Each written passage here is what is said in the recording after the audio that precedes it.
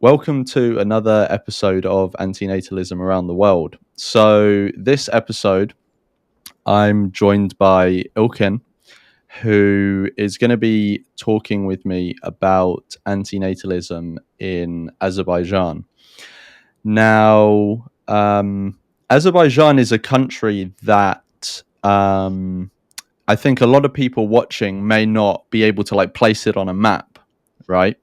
There's a lot of countries like that. There's a lot that, like most countries in the world, most people won't be able to place it on a map, right? So this is by no means like a unique thing for Azerbaijan, but I think it's one of the first countries in the series that I'm doing that I can think of that is a country where people would be less familiar with it. So I'm sure everyone now is Googling away to find where it is so they don't feel inadequate. Ilkin, do you just want to give a bit of an introduction to yourself? Who are you? What have you done? And then also, how did you come to find out about antinatalism? Thank you, Lawrence. Thank you for the invitation. My name is Ilkin, and I'm from Azerbaijan, which is a small country in between Turkey, Iran, and Russia. There's your introduction. Yeah. And so I am a PhD candidate in political philosophy at the University of Milan. My work is about social freedom, especially about negative freedom. I'm trying to understand what's the difference from moral perspective between freedom and ability, as well as between the concepts of unfreedom and inability, whether there is any morally relevant difference between inabilities caused by nature and inabilities caused by other humans as a result of the conduct of other humans. And of course, many other questions related to this main theme. Yeah. Now, I'm in my last semester, so hopefully I'll graduate soon, and then I'll look for a job. Other than that, I kind of find out antinatalism, I think, in 2015 when I was doing my master's in Budapest, Hungary. There, I think this book was suggested by a friend of mine, by my classmate there, a Turkish guy, Alp, and even though it wasn't, yeah. Yeah, I think I might know who he is. Full name is Yeah, Gökalp go on. Arslan. Maybe Shortly, yeah, it might be a common name in Turkey. I'm not sure, but yeah, it is. It is a common name, okay, but yeah, okay, he's going with Alp, even though the full name is Gökalp Arslan. So yeah, we studied together. We studied political science at Central European University, but we both were doing our kind of tracks in political theory. And none of our topics were related to antinatalism, but he suggested me this book, and I read the book, and it was probably the first book that I was reading, and I was saying, yeah, obviously, it all makes sense. So there was nothing that I found weird. It was the book by David Benatar, his 2006 book. And then I became interested in antinatalism. I read basically his other books and other related articles, but I never kind of incorporated antinatalism into my kind of academic research. yeah, It always became kind of a hobby for me. And then I started to write and talk about antinatalism in Azerbaijani in order to convince people, not only my family and relatives, but also kind of friends and acquaintances. And recently we did kind of 2 video podcasts about antinatalism with a friend of mine who has a child, but who became antinatalist later. Oh, really? Yeah. Oh, that's interesting. So Yeah. it was an interesting podcast, but most of the claims that we made were misunderstood. That's why we received a lot of kind of nasty comments. But otherwise, I think it was useful, at least for many people, because many people found out it for the first time, or they had some ideas about the ethics of bringing new human into life, and they found out that actually there is a philosophical trend talking about this. So that's why I Mm. think it was kind of beneficial. Yeah, there's so many things you just said which I want to ask about now. So I guess the conversation that you had with your friend that you recorded and put on YouTube, maybe we'll keep that till a bit later, and we'll talk about that later. Um, but a few of the things you said. So you said that your friend, who I think you said is Turkish, he introduced you to Benatar's book. So was your friend already antinatalist, or did he sort of recommend it to you from the perspective of like, oh, I just came across this book, this is an interesting idea? As far as I remember, he was not an antinatalist. He doesn't have a kid yet. Mm, I'm not sure whether he has changed his mind, but he was just a guy. He was reading everything, so that's why, even yeah, though it had nothing to do with his research, he knew the book and he suggested it to me because I think in one of yeah, our conversations probably we discussed the ethics of bringing a new human, and right, there he picked it up and said that, oh, there is this book, you can read it. And I yeah, yeah, liked this book a lot. I didn't know that there is this philosophical trend, and I didn't have any strong opinions about the ethics. But I kind of I was starting to think about it. I was just 21. That yeah, there is something wrong with it, yeah. and so I was very happy that there's actually a book on this Yeah, topic. yeah, yeah. So what was it? Because you were just saying there that like it wasn't the book that actually introduced you to the idea. It kind of introduced you to the fact that there was a philosophy built around it and there were books. But you said that you already had these kind of thoughts in your head. Like what are we talking? Was this something that like you've just ever since you were a kid you've just sort of had this background sort of feeling, or where were those thoughts coming from before you read his book? Ah, I think those thoughts were new back then, maybe 1 or 2 years old. Yeah, Kind of, I started to think about these issues, I think, probably when I was 19 or 20. And the reason was Islam. So, yeah, kind of, I used to be religious, kind of against the wishes of my family because Azerbaijan is a secular place and people don't yeah, like when, I mean, typical Soviet style families, they don't like if you turn out to be religious. So yeah. I was religious. I was like Muslim, praying 5 times a day, all that regular stuff. And I was thinking about kind of the point of life and why did God or Allah created us, and all those Mm, questions. So the general answer you can find in Islam is that um, uh, God was omnipotent, still is, and so God created creatures, including mm, humans, because He was so great, but nobody was out there to recognize his or yeah. her, usually his greatness. So that's why God created jinns and angels and humans so that they can pray Him. I thought that's selfish. That Massive ego trip. but that's probably the most selfish thing you can ever do. And that was the start when I started to leave Islam. And Mm, while I was studying, actually, in Budapest, kind of, I left Islam and I said, okay, now I'm atheist. I'm not praying anymore. I'm not Muslim anymore. So then I can kind of applied the same analogy to our parents. Like, mm, why did they bring us into life? And the usual answer is that if there's no kid, what's the point of family? What's the point of life? Who will take care of us when we get old, mm, and etc.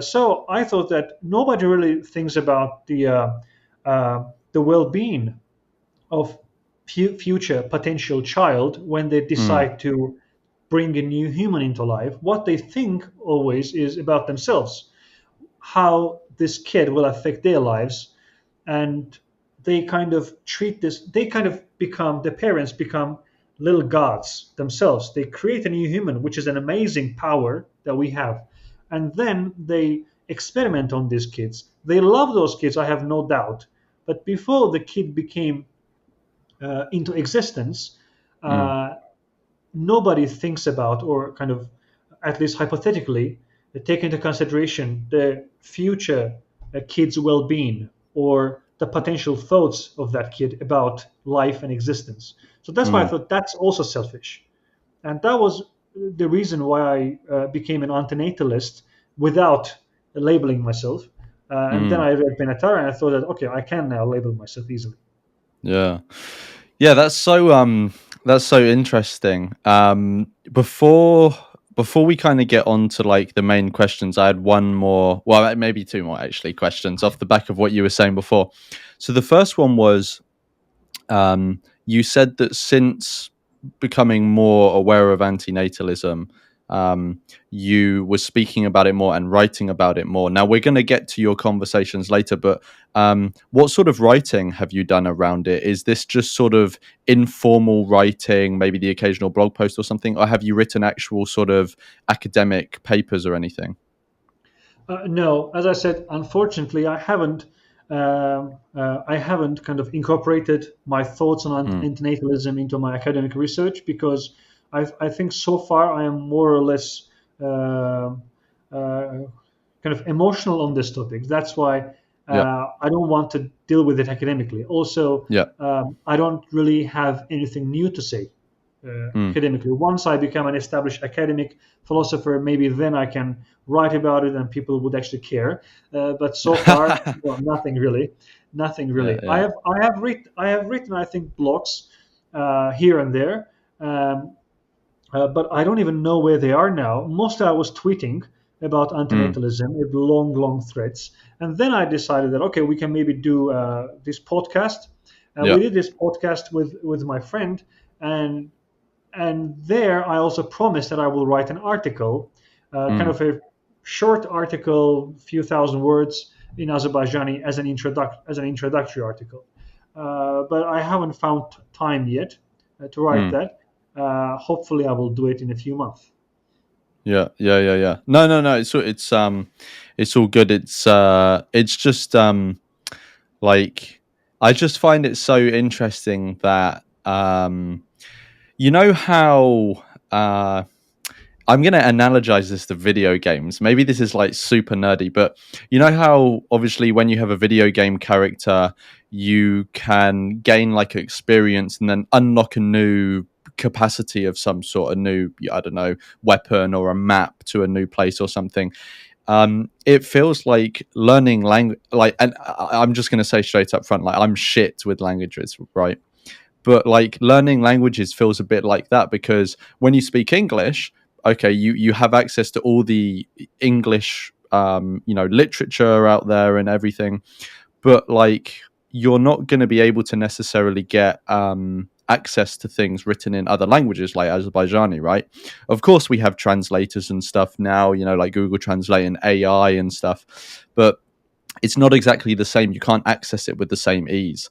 And it's just so, I just find it so interesting that there are these people writing about this topic or, many other topics as well, but in different languages that I can't necessarily access. So it's just kind of interesting how it's like, I'm like relatively aware of all the stuff that's going on in like the English speaking world and stuff to do with antinatalism, but like it's just so interesting that there's whole other spheres of the world that I'm just not aware of. um so yeah, I think I'm just so interested like in doing this series and like learning about people from around the world who have access to different things that I don't have access to. um but yeah, anyway, so let's get on to like Azerbaijan in general. So I want to zoom out a bit. Um, so what is Azerbaijani culture like when it comes to discussing controversial ideas like antinatalism? You said already that religion is it sounds like it's kind of like marginalized there or kind of like shunned in some way. Um, so, are Azerbaijani is Azerbaijani culture relatively pluralistic in other ways, or is it quite sort of narrowly focused and it doesn't really tolerate controversial ideas? Uh, okay, so the society itself is quite secular, even though it's not. The society isn't atheist, but it's secular. Hmm. So it believes in religious ideas only kind of vaguely without really following them. Um, so in that, so, um, but whether the society is tolerant about ideas, um, all I can say is I'm not sure. I don't know, because I was born here. So I was born here. I was raised here. I'm Azerbaijani. But the point is that Azerbaijan isn't a kind of a free country. It's an authoritarian Mm. country. That's why in authoritarian countries you don't get to know your own society, Yeah. because in general the government isn't interested in open discussions about anything, whether they are political or not. So that's why the government kind of hinders any kind of culture that might tolerate different ideas. Mm. In that respect, because of these factors, I would say that Azerbaijani society isn't very open to new ideas.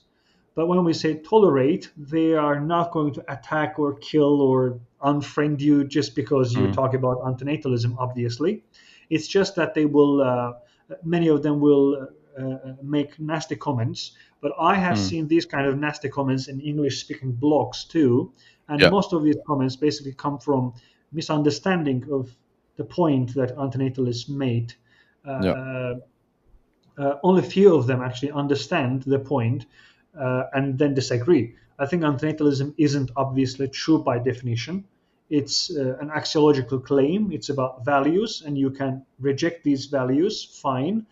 But once you really understand the points that antinatalists made, even if you disagree, you wouldn't really hate them because their point is respectable and they kind of care about the well-being of children. How can you hate Yeah. someone who cares about the well-being of children?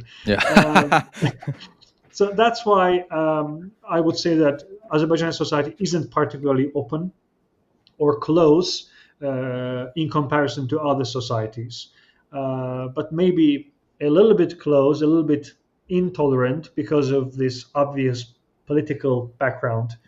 It Mm. has never been free. It has been under Soviet occupation. Before that, it has been a Russian colony, and then Soviets was some kind of Russian colony anyway. Uh, and then once it became independence in 1991, it was authoritarian all the way down, maybe except 1 year at the beginning. And Mm. all of these political trends, of course, influence culture in general, even when it Mm. comes to non-political issues. Yeah.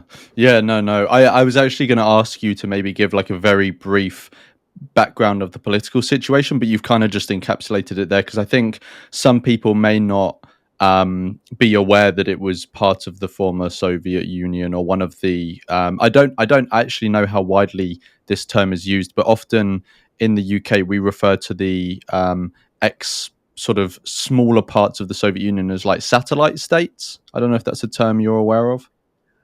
Yeah, we don't use that term here. Yeah, We yeah, like to yeah. think that we were one of the founders, but yeah, I get the point. Yeah, yeah, yeah. Yeah, yeah. I get what you mean. Yeah, yeah. Um, so that's kind of a bit about the culture in general. How like aware are you of antinatalism or antinatalists in Azerbaijan? Like, do you know any other Azerbaijani antinatalists? Are you aware that there's any form of community out there? Yeah, what's your understanding of that? Unfortunately, there is no community or like there is no group or kind of union of antinatalists, anything like that. I only know antinatalists because I was talking about this even kind of among my friends even before I start talking about it publicly. And my friends also, some of them at least, were antinatalists. I do not remember the chronology whether they were strongly influenced by me or whether Mm, I directed them and I also read yeah. those books and articles, etc., and they become antinatalists. But as far as I know, I introduced this topic in my own small circle, and some of them Mm, became antinatalists, some of them didn't. And only after I kind of made this video about antinatalism with my friend, only then I found out that there are actually many antinatalists that I don't know, even though, again, it's not a community. But as far as I know, nobody really defends this idea publicly. So they're mm, antinatalists in their private lives and they yeah. don't really care about talking about these issues, or maybe they do not strongly feel any attachment to these ideas, but vaguely they believe that they don't want kids in their lives. Yeah. Yeah, yeah, yeah. I feel like this is the case in many countries, especially countries that don't have as sort of open a political system. Or another aspect is like if the country is heavily religious in some way, it's quite a conservative religious society. Um, then I think it sort of results in some of the same outcomes. But it sounds like there are many countries around the world, and I've had this in some of the discussions I've had with people for this series, that like there are some antinatalists out there in Azerbaijan or other countries. It's just they're not connected.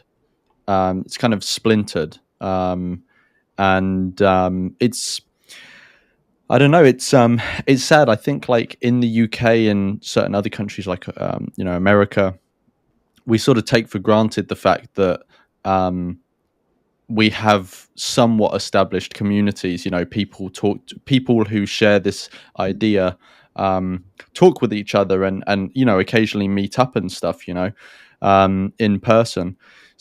And I think often we take that for granted, that in some places people are still just like completely scattered. And even though, yeah, we have the internet and they can, in theory, link up with each other, it just hasn't happened yet. But it sounds like actually the conversations you said you had that you published online have acted somewhat as a bit of a sort of glue to stick some people together, because it sounds like, at least in the comments section, people are at least becoming aware of the fact that there are other antinatalists in Azerbaijan, um, which Yes, which is indeed. good. Yeah, indeed, that's the case. I know that in some countries there are small kind of antinatalist communities, but I'm not really sure what do they do, in the sense that, if, for example, it would be nice in Azerbaijan to have a small community and we Mm, engage in activism. For example, we translate books, we translate articles, we write articles and books about antinatalism in order to kind of convince people. But other than that, I don't think that a group of antinatalists would be anything beneficial.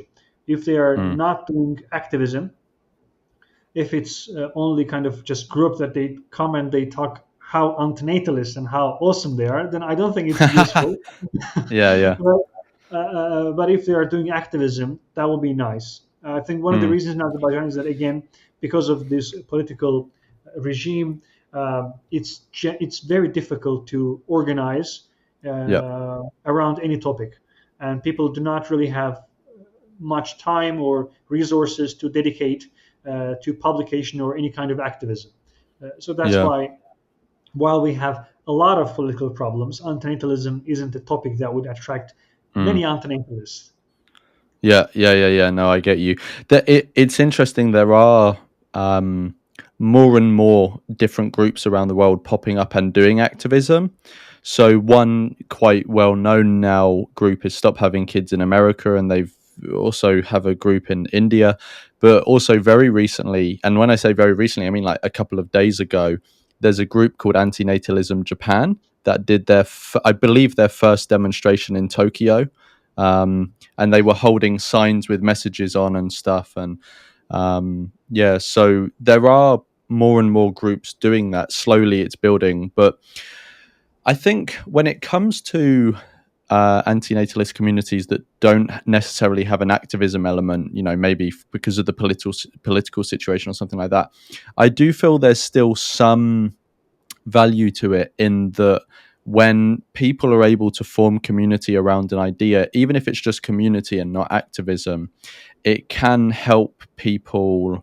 Um, uh, it can provide people a sense of belonging, if you get what I mean. Because I think often if someone holds an idea that is not in the mainstream, they can feel quite disconnected from society, especially if it's an idea that's critical of something that's very common in society as well. And so I think it's good for people still to come together, even if they're not doing activism, because it can help form a sense of it can help form a sense of belonging, to replace that feeling of loneliness or disconnection from society, if you get what I mean. But a caveat to that is that if antinatalists do come together, they shouldn't just spend the whole time moaning about how they're alive. Like, this is just that's not a healthy. It's probably better not to connect if that's what you're going to do, Yeah. because that's just not a healthy pastime for anyone, you know.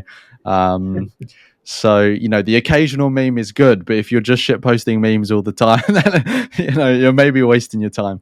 Yeah, no, I also get your point as well.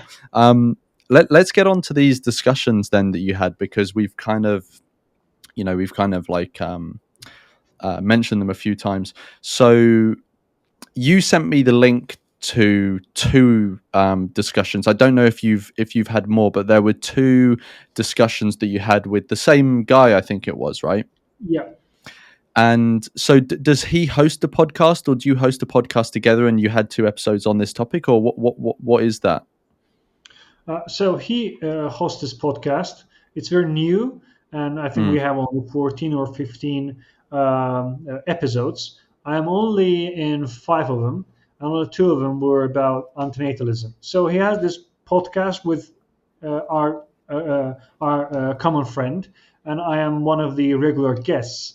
mm, And in the podcast, they usually just talk about anything they would like, any topic that they have recently read and like to talk about. So it's not a podcast that invites experts on the topic. yeah, It's simply that just two friends talk about yeah, usually the topics that they find interesting, which can be history, which can be economy, Marxism. He's a Marxist, yeah, or antinatalism. yeah. Um, and actually, I just one just quick question is, you were saying how in Azerbaijan, because of the Soviet history, being religious is sort of somewhat frowned upon or whatever. How is Marxism viewed in Azerbaijan? Any ideology really is very marginal. Yeah.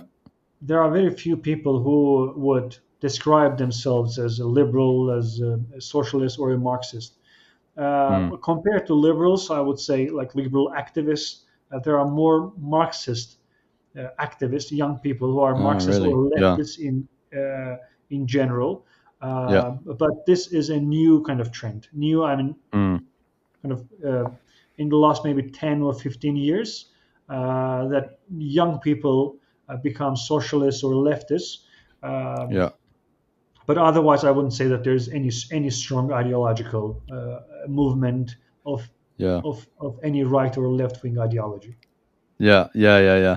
No, I was just asking out of interest. But anyway, so going back to these conversations, so what were the conversations like? What sort of topics around antinatalism did you cover in the two episodes? I think um, I think kind of we covered the general introduction. We just gave a general introduction that antinatalists have kind of two arguments. One argument is kind of a positive or humanistic argument about why we shouldn't bring kids into life because life Mm, is awful and there's no consent, and um, it's better not to exist, because when you do not exist, the benefits you get is zero, but also harm you get is zero. But once you exist, the game starts, and because we have the obligation not to harm other people, which is an obligation that we hold dear when it comes to other aspects of life, but mm, for some reason we forget when it comes to bringing a new kid into life. So the general yeah. idea was that, as it's in the first part, was that if you do not bring anyone into life, you are not harming anyone. Also, you're not benefiting anyone, potentially, of course. But if you do bring someone into life, you take a big gamble, and you know that someone will be harmed for sure, even though kind of the unit of harm and unit of benefit in total, if it's 100. And if you bring a kid into life that is super duper happy, and only one unit of harm in his or her life and 99 Mm, unit of benefit, still you are harming a person because of mm, this one unit, and you have an obligation not to harm others. So that was the idea. And then we discussed that in fact our lives are more miserable than we would like to think. So it's Yeah. not even 50-50. Usually it's more harm. We only enjoy short moments in our life and suffer in most parts, especially if you are not in a very wealthy and free country. Mm. Um, so that was the general topic we discussed, and we also discussed the potential counter arguments, potential benefits of bringing kid into life, and I pointed out that all of them are selfish. In our when we discuss when we talk about other aspects of life, we take being selfishness as a bad thing. Mm. But we do the biggest selfish thing you can ever imagine, creating a new human for our own sake, and we think it's okay. Well, obviously it's not. So that was the first part. And the second part, we talked about um the kind of negative arguments, saying that humans are usually immoral creatures, we do a lot of bad things, and your Yeah. kid may be one of them. So that's why it's better not to bring kids into life, because you, by bringing kid into life, potentially you are harming other people. And by harming, it can be just a small harm that we take normal, but also it can be big harm, such as your kid turns out to be an asshole, for example, Mm. Mm. in that kind of situations, or turn out to have a political power and uses that political power in order to harm others. And that's why you have an obligation not to create potential Darth Vaders. Yeah. Yeah. Yeah. Yeah. So that was the Yeah. general idea. Yeah. I remember reading because Benatar wrote a chapter in a book. I can't remember the name of the book, but in it he presents the misanthropic case, Yeah, and he exactly. talks about he talks about I'm pretty sure he uses this analogy. He talks about how he likens, because obviously if you use the misanthropic analogy, it wouldn't apply to every person in the same way. You know, some people cause a lot more harm than other people. Um, but he uses this analogy about how it's like it's a presumptive duty, that if there is a sufficient level of harm that you can expect people to cause, then you then create a general rule from that, even if it doesn't apply in every case. And he uses the analogy of stopping at a red light, right? Like in traffic. So you can drive through a red light, and obviously this is going to cause chaos on the roads. You can crash with people, but it's not like every time you go through a red light you will cause some harm, a car crash or anything. Sometimes you'll get away with it and it'll be fine. um, but that doesn't justify going through the red lights, because you have a presumptive duty not to do that, because you know that by and large it will cause harm. And if everyone did that, especially, it would just be chaos. It just wouldn't work. And so he likens that to having a child. It's like not every child is going to cause like a massive amount of harm, but by and large people do tend to cause a lot of harm. And a lot of this harm is hidden as well. So obviously he talks about the harm we can do to other people, but for most people, most of the harm they will do is probably to other animals rather than to other humans, which he points out. Um, so it's interesting how also he sort of uncovers these forms of harm that many people are still either intentionally or unintentionally ignorant of, because obviously some people like to sort of look away and not pay attention to some of the harm they're causing. But yeah, thanks for giving that overview. That was interesting. What was the reaction like? You said that you got some negative comments um, to the discussions. Actually, before we go into that, the guy who you were speaking with, I assume your friends or at least acquaintances. What was his reaction like? What was it like talking to him? You said that he has a child, right? Or he yeah. Yes, he does. So did you notice that caused sort of some barriers to go up, or was he very sort of open to it? What was it like talking to him? Uh, yeah, he's a close friend of mine, and we talked about antinatalism before, of course, the video. Mm. Um, so of course it was kind of he was presenting counter arguments to my case. That's why he wouldn't. He didn't want to act as if he's an Yeah. antinatalist and he just agrees with me all the time. Um, so we. That's why I didn't really see any problem in our conversation, because he was a playing a character basically. Even though in the video Yeah. he said that later he said that yeah he's also antinatalist. I think he sees he's more sympathetic to natalist arguments in the sense that Yeah. kind of he sees the point of bringing kid into life. He sees the social pressure that people have, but also because he's a Marxist, that's his approach to everything. He says that unless and he's right in that individually you cannot, by activism you cannot really change many people, because when you change your ideas, rarely you also change your behavior as an individual. What you need to change is the social structure, the social Mm. expectations that force people Yeah. or strongly urge people to have kids. If you change that, then most people will just follow you. But if Yeah. you start doing kind of individual activism, then you will not achieve a lot.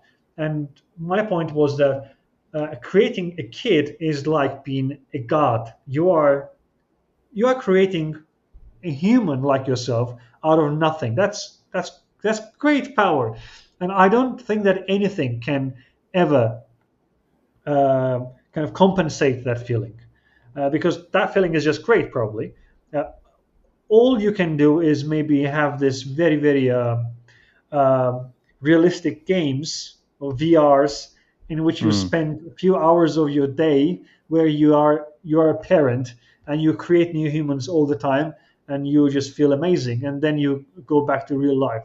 That might Yeah. work, but otherwise I don't think that uh, anything I can do beyond individual activism will have any effect so far. And also in our discussions, I really like to focus on humanitarian arguments, because Mm. people don't want to think that their kids will be a very bad person harming others. Yeah. And so that's why it's better. Also, they might say, I don't care about other Yeah. people. But that's better if you focus on the well being of their future kids. Yeah. And that's more kind of influential. Also, I'm not sure whether Benatar discusses this.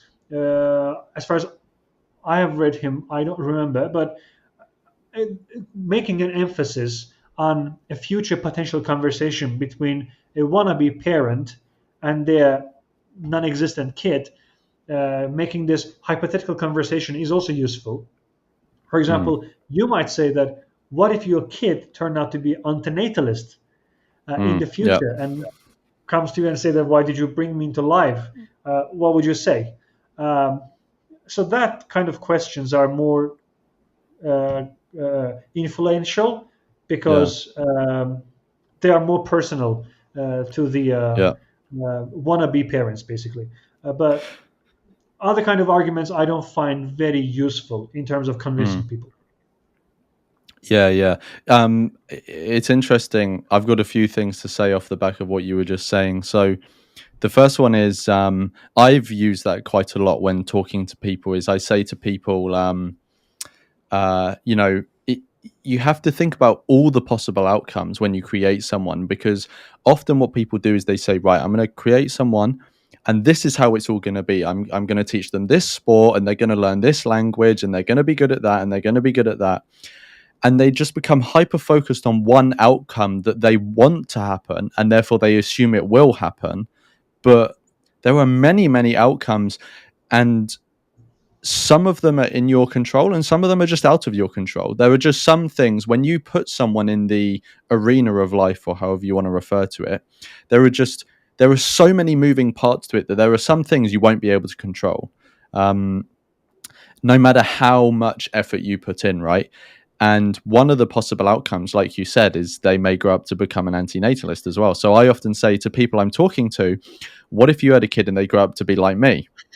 Because that like I'm like I if you walk past me in the street or you have a conversation with me and we don't talk about this specific topic, I would just be a regular person. I don't particularly stand out in any way. You know, I look quite like normal, at least in the society I'm in. Like I don't dress in a particularly alternative way or have alternative hair or anything like this. I'm just quite sort of, average person, but I happen to also hold opinions that are very not average, very different. And if you spoke to me in the street, you would think, "Oh, this is just a regular guy. My kid could turn out to be like this guy." But then you learn I'm also antinatalist, and it's like they could turn out to be like this as well. So it's a real um, potential outcome, especially now antinatalism is becoming a bit more well known, right? Um, Another thing you mentioned is it would be interesting. It's good to, when you're talking to people, frame a part of the discussion between uh, them and a potential future child, right? And I'm not sure if you're aware, but there's actually a short movie that someone has made and it's on YouTube about this exact thing of some Oh, parents sitting down talking to potential child. Have you seen it? no, no. Oh, What's the okay. name? I'll send you a link to it because I can't remember Okay, the proper name of it, but I'll send you a link to it, and I'll try and remember to include it in the description of the video as well, so anyone watching can see it. But yeah, it's quite well put together, and it's very good quality as well. So I think you'll enjoy watching it. Um, thanks. Another thing I was gonna say as well is that you were talking about your friend and how um, he spoke about how you can't just focus on trying to convince people. You've also got to focus on institutional change, changing the laws or incentives in society so that it makes the behaviors you want to see people doing easier to do. Right? There's less basically you want to create a society where there's more friction to do things that are you see as bad and less friction, so basically guiding them towards behaviors you see as good, right? One like famous example is, I can't remember which country did it, but there was a country that needed more organ donations, and they had an opt-in system where people could go on a website and tick, I want my organs to be donated when I die. Um, and they weren't getting enough registrations. And so what they did is they just flipped it. So it was opt out. So when you're born, you automatically, whenever you die in your life, your organs will be donated. But you can at any point opt out. But people just like people just didn't really care that much. So the amount of organs donated skyrocketed. It became massive, right? And it just shows that people will just follow the incentives in society often, right? Like they didn't actually care that much as to whether their organs were donated or not. Otherwise, if they did care, they would have either ticked or unticked the box, right? But most of them didn't even log into the website.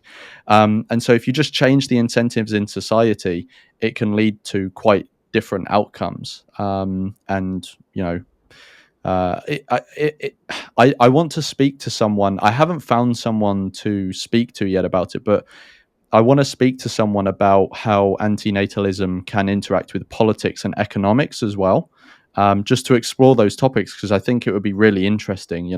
Like if and I think this is something that will have to be tackled in the coming decades anyway. Is that in many parts of the world the birth rate is declining, right? And we're um, what's it called? Not predicted. Anyway, we can use the word predicted that the population will continue increasing, but it will reach a point and then it will start coming down, right? And so we're going to get to a point where the human population is shrinking. And so it would be interesting to see, are there any new economic systems that we need to try out since we want to, presumably we want to maintain our standard of living, but with less people, right? What's that going to mean for politics and for economics? And that has implications for antinatalism as well, because obviously if antinatalism was practiced by most people, we would have a lot smaller population. So it's really interesting, but I haven't found anyone to talk to about that yet, because it's like antinatalism is still a very like side fringe niche thing, right? So there's just not the people working on it to be able to have these conversations. um yeah, I think those were all of the things that I wanted to touch on from what you were saying. um so going back to the discussion, um yeah, you were saying about how it was to talk to your friend. What was the general reaction like? You said you got some negative comments, but you also had some people coming to you and saying, "Oh, I'm Azerbaijani. I'm also antinatalist. It's nice to see there are other antinatalists." What was that comment section like? Yeah, what was the reaction like? On YouTube, the reactions were all positive because they kind of watched the whole thing. But then before that, even before the whole video was ready, we shared probably 1 minute long Mm. part, a kind of a trailer on Twitter, and that received a lot of like probably 100 or 200 Oh, quotes and wow. many negative comments because there I basically start my discussion of antinatalism by saying that according to antinatalists, bringing a kid into life is an immoral act. And the term immoral act in Azerbaijan is not as um, widely understood as it is maybe in Mm. English, because in English it's okay to call many acts immoral, because what you are saying is simply that from moral perspective this act is bad, that's it. But if you translate the same term into Azerbaijan, which is ahlaksız, which is perceived very negatively, because usually this term is used to describe sex workers. So that's Oh, why really? basically, Oh. yeah. So even a murderers wouldn't call immoral Yeah, yeah, in daily speaking. They would call bad people. They would just be called murderers, but their yeah. acts wouldn't be called immoral, because Right. immorality is something only about sex. So that's why most people pissed off that I use this term, even though again, if you go into like the root of the term in Azerbaijani, it's okay. You can use it, for example, in academic discussions, but in daily Mm. conversations, it's a very bad thing. So Yeah, that term was the main reason why we received yeah, many yeah, negative comments. Um, yeah, yeah. so because it's just you're just calling everyone basically sex workers in their mind. So that was the main problem. That's That so was the main funny. problem. Yeah. Yeah. Also, we received kind of negative comments from newly married people, because it No, seems that they really. are, Yeah, yeah, yeah, they probably want to have a kid, but they now found these ideas and they are pissed that who the hell are mm. you calling me immoral, things like that. Yeah, yeah, But on YouTube, I don't remember any negative comment. They were all yeah, positive because they watched the whole thing, and I used that term only once, but at the very beginning. yeah, yeah, That was a nice wise choice of the words. yeah, yeah, Uh, but otherwise, it was all good. Yeah, and yeah. Your that friend really dropped you in it by choosing that clip. exactly, that was a Yeah, big really like, why did you choose this? yeah, Uh, yeah, so they also didn't think through that that term would cause a lot of problems for us. Then I think one of the so we didn't discuss it in the video, but I think I just forget. You mentioned that when people decide to have kids, they design the life of their kids without thinking that there may be other outcomes. And many people, at least in Azerbaijan, say that I want a kid because I want my bloodline to survive yeah, yeah. after I die. So this idea I can understand because are you familiar with this game Crusader Kings? No. It's just a game where you invade other countries.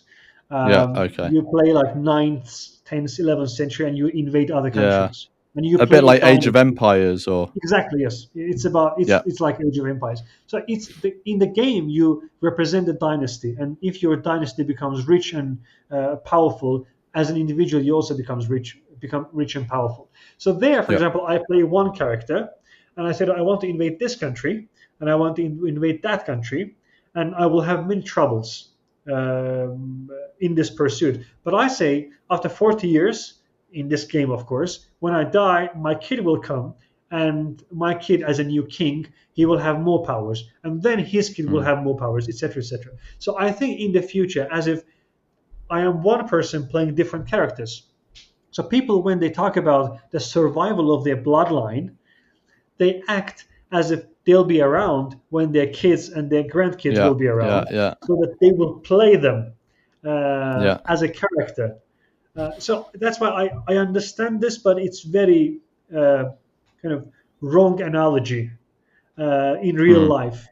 So that's why I think maybe if people play more games, they will satisfy their parental desires. Yeah, Um, yeah, and their kind of primitive instincts about the glory of their dynasty and their blood. yeah. That might be one of the incentives that we can So, use. we want people to play video games and create characters, not kids. Exactly. Yeah. You've got to. Did you ever play Skyrim? You know the Elder Scrolls game. No, not really. But you've heard of it. Yes, yes, but I Yeah. played Crusader Kings for, I think, since it started, for more than 10 years basically. Oh, But okay. never Yeah, yeah. played the game. Yeah, Yeah, when I was a kid, I played Age of Empires, but I haven't played it for quite a while now, and it was one of the early ones I played. But I remember playing Skyrim Elder Scrolls for ages, and at the start of it, obviously, you can choose how to create your character, and it's very detailed. You know, you can choose the race, you know, whether it's elf or yeah, whatever, and you can even choose like how their nose looks and their eyebrows and everything. Um, and it's like people say I want my bloodline to survive, right? But they don't want it to survive at all costs. I mean, if you had a child and they turned out to be a murderer, you would not be happy with how they're representing your bloodline, right? yeah, So, exactly. and you can't choose. You're gonna create someone with their own desires and wants, right, and preferences. So you can't necessarily control how your bloodline is going to be represented going forward. But if you create a video game character, you can choose exactly how they look and how they behave, and they don't have their own needs and desires and preferences. And you get to control them. They're like your little puppet. And if you play a multiplayer game, everyone can see you, with your puppet and stuff. So I actually think everyone who wants their bloodline to continue should just buy a video game and play that instead. Because I Yeah, I think, agree. Also, in new versions of Crusader Kings, you also can choose your character. You can choose mm, hairstyle, the nose, ear, and yeah, everything, yeah. and their power, their height, etc. So I Yeah, used yeah, to yeah, just create a perfect idealized versions of myself, and then when they get yeah, sick in the game because they are old, I just kill themselves so that the yeah, next character can play. Uh, yeah, yeah, yeah, yeah, yeah. So so that's the discussion you had with your friend on the podcast. But you've mentioned a couple of times that you've also spoken about antinatalism, your personal life with friends and I think family. You mentioned as well. yeah. What were those conversations like? Because obviously with family, it's maybe a bit of a touchy subject. What were those conversations like? Yeah, with the family, it wasn't very fun conversation. That's Mm. why I do not regularly discuss these topics, Yeah, yeah. uh, obviously. And I think they kind of don't take it that much seriously. It's Mm. general. I mean, at least in Azerbaijan, if you talk to middle-aged people, they think you're crazy because they Yeah, have. It's just what, no kid. What then? What's the point of life? Exactly. Yes. Exactly. That's the point. You want the point of your life for yourself. yeah. That's why you create kids. So in that respect, kind of from the perspective of antinatalism, middle-aged people are more honest. They say, "Yeah, we wanted to have a meaning in our life," but young people who know about antinatalism but don't want to say that we're just dogmatic, we're just selfish. They come up with stupid ideas that how it would benefit their kids to live in Azerbaijan and all that. Mm. Um, so with my parents, as I said, it wasn't brutal or anything, but it wasn't very nice. I think they understood the gist of it. With my friends, again, many of them do agree with me, but those who do not agree, they do not really offer any counter argument that I know of. That I remember, for example, one of them said that If my kid in the future turned out to be antinatalist and come to me and say that, why did you bring me? I would say that, okay, you don't like your life, go and commit suicide. I can't Yeah, do yeah, anything for you. You should be thankful that I even brought you into life. I don't yeah, think yeah, that he doesn't have a kid yet. I don't think that he will say these things to his kid. It will be very yeah. brutal and difficult. Uh, but I would like to see that conversation, maybe in 20 Yeah, years. yeah. Yeah, yeah.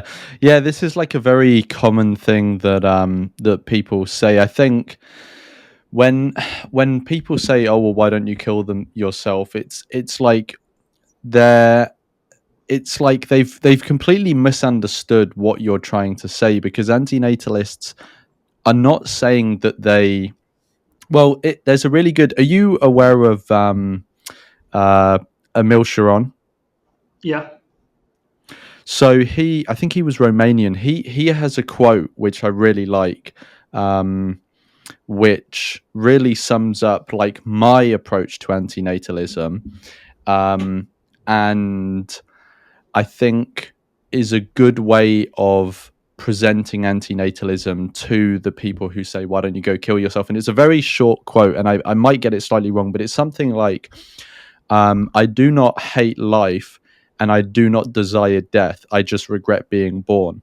And I think that's a very good encapsulation and a way to present to people, because I think when people say, "Why don't you kill yourself?" they say that because they assume that you like actively hate your life. You know, every day is just this massive pain for you and stuff. And it's like, that's not the case. We're more like, you don't necessarily have to be like emotionally attached to antinatalism. It can just be like an intellectual recognition of the fact that, like, okay, yeah, I'm here now. Like, I've got to deal with all this shit and it's fine. And like, now I'm here, I can try and have a good time. But it would have been better if I just wasn't created in the first place. Like, that would have just been the best state of affairs.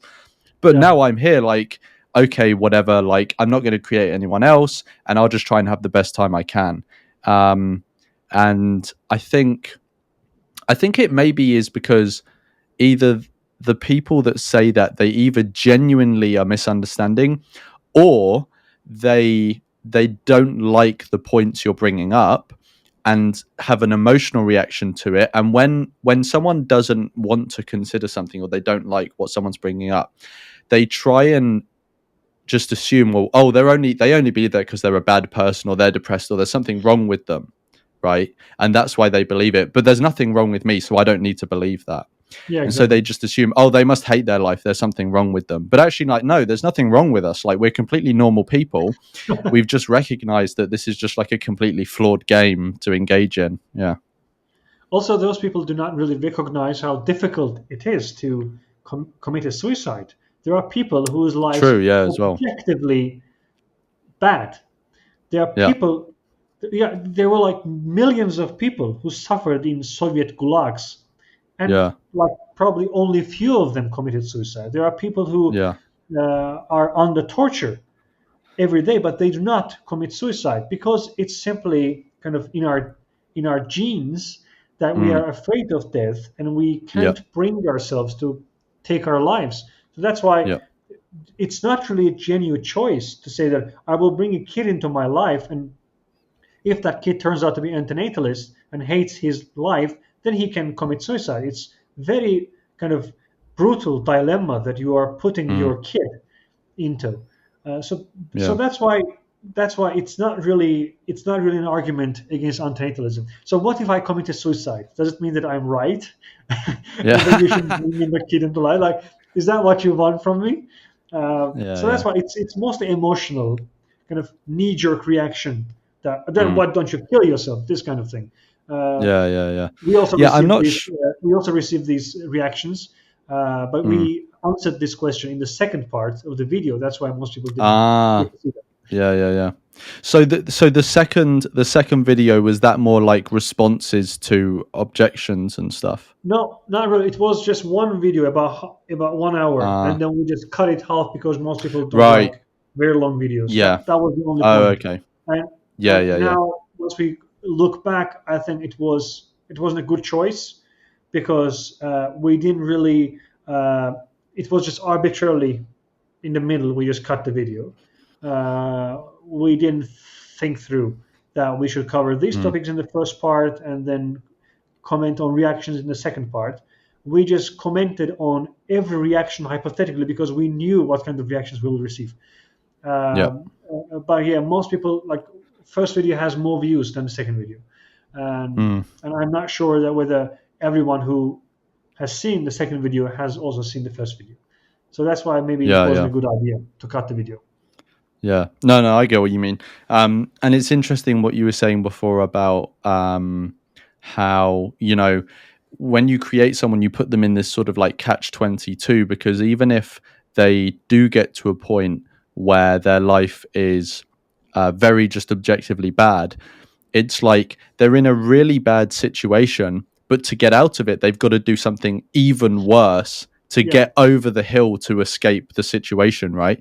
Um, you reminded me of, like, I don't know how aware, like how sort of aware you are of like Eastern philosophy and like Buddhism and stuff, but one thing that I always think about is Buddhism often talks about like attachment, how we become attached to things, and that attachment is a source of a lot of the suffering that people go through.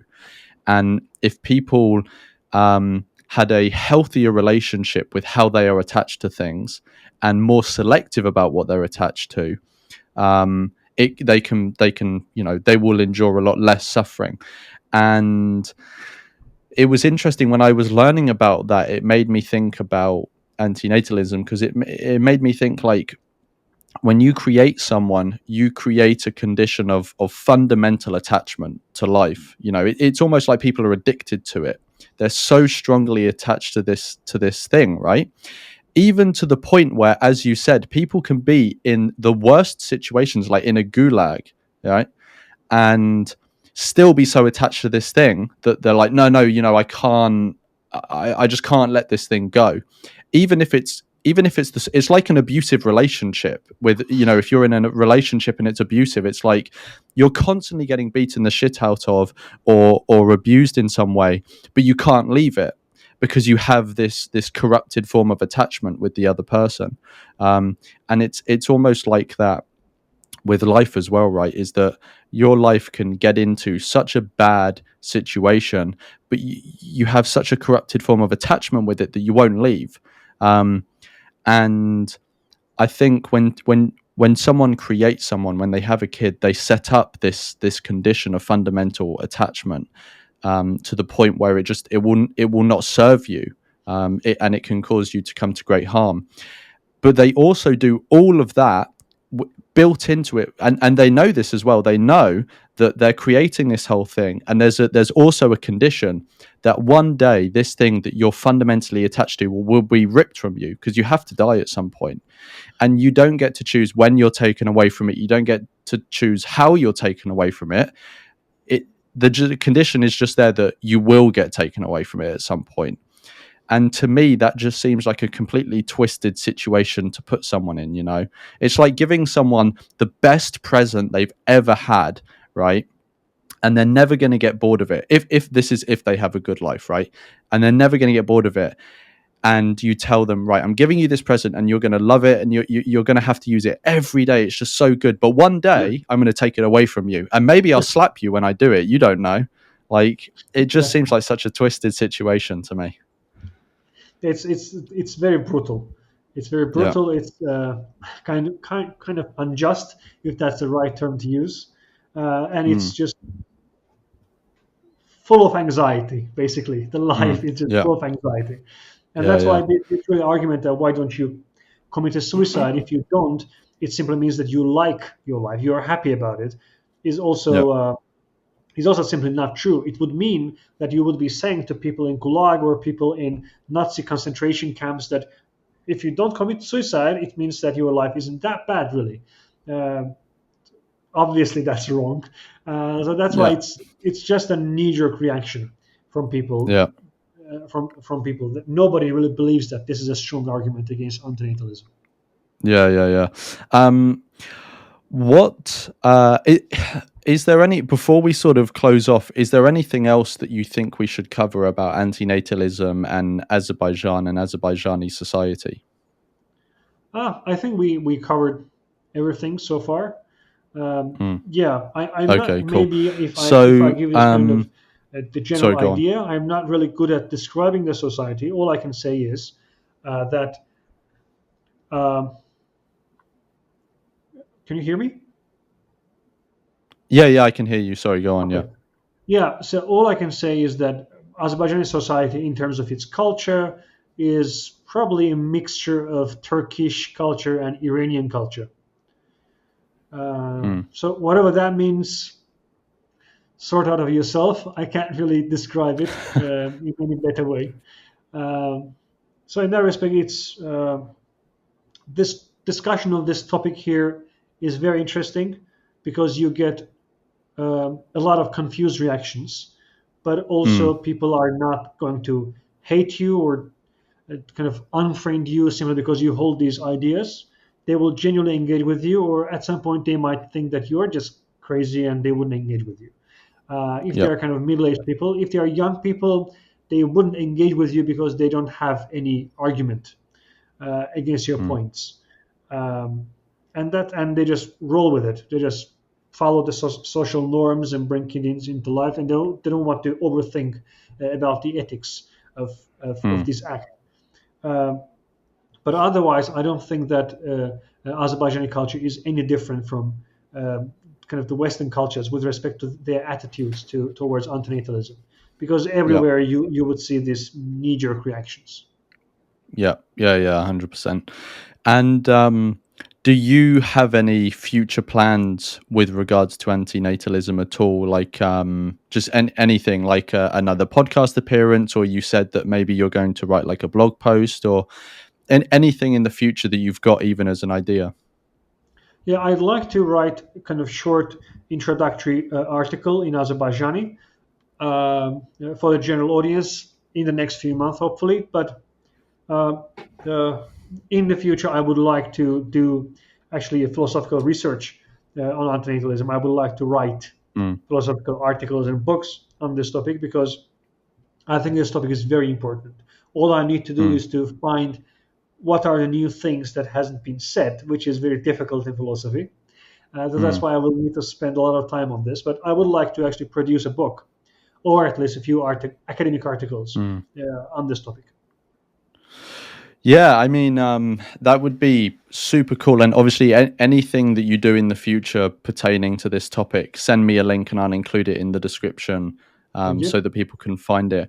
But yeah, I mean, you say that it's hard to find topics that haven't been spoken about, but with regards to antinatalism, like it's still quite a young, well, not young because it's been around for a long time, but it's still a not that well developed philosophy Yeah, because there have been very significant and valid contributions, but it's just not that big so far, right? So I think there is probably a lot of room for um, more additions from people.